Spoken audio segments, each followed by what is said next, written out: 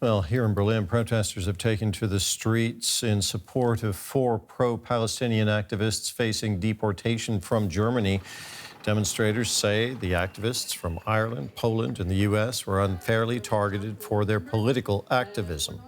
German authorities claim the activists resisted arrest during protests and engaged in supporting a banned terrorist group, but none of them have been convicted of any crime. It's the first time that German authorities are attempting to deport foreign nationals who are in Germany legally in connection with pro-Palestinian activism. Well, one of the activists addressed the crowd and said the deportation orders were a politically motivated attempt to discredit the pro-Palestinian movement. And anything that takes our attention away from the genocide is a distraction. And that's all these deportations are. A distraction, empty words, not worth the paper they are written on. And other people who joined that rally this morning told us why they were there. For me, it's important because as a European Union citizen, I find it important to guard the democratic values that has been trampled with the feet on by the German government with the decision to deport European Union's citizens for just simply showing their opinion. As someone with immigration background, I think it's very important for immigrants to also have the right to express themselves and take political stance, and this is actually, as a human, very necessary. It's going in a direction that I am really afraid of, because in soon-to-be fascist United States, they are doing exactly the same, deporting people without any process, without any real law behind it. And I think what people should have the right to expression and including pro-Palestinian solidarity movement. So I think what they are currently trying to do is really something I'm really afraid of in Germany. DW political correspondent Matthew Moore was at that protest this morning and joins us now. Matthew, what more can you tell us about these 4 activists who face deportation? Well, one of them is a US citizen who's studying here in Berlin.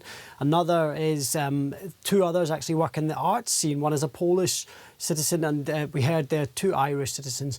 And really what unites these citizens is that they're all accused of various allegations, and the charges relate to a sit-in protest at a university in Berlin last year. Various offences are alleged to have been committed: property damage, impeding police trying to carry out arrests, insulting police, and the use of symbols and slogans of a banned terror organisation. Look, there's been hefty criticism from their lawyers representing 2 of them, who say they haven't received any criminal files yet. Others say that the activists are really being kind of targeted and made part of basically being treated as part of a group rather than for any of their individual conduct. So it's led to really that accusation there that we heard from one of the individuals, Shane O'Brien, that this is all part of a politically motivated campaign. How are German authorities justifying their decisions, Matthew? Well, Berlin's spokesperson for the Interior Ministry told us that they reserve the right to revoke residency rights from individuals, to revoke those residency rights if individuals present a threat to public safety. And they said they actually don't need a criminal conviction to do that. But there's a sense here that this is part of a much broader, tough line that the German authorities have taken since the October 7 Hamas terror attack. We saw protests were restricted in the initial weeks after the attack. We saw eventually that slogans like "from the river to the sea" were banned in some contexts. And we've seen moves to make recognition of Israel's right to exist part of the citizenship exam here in Germany.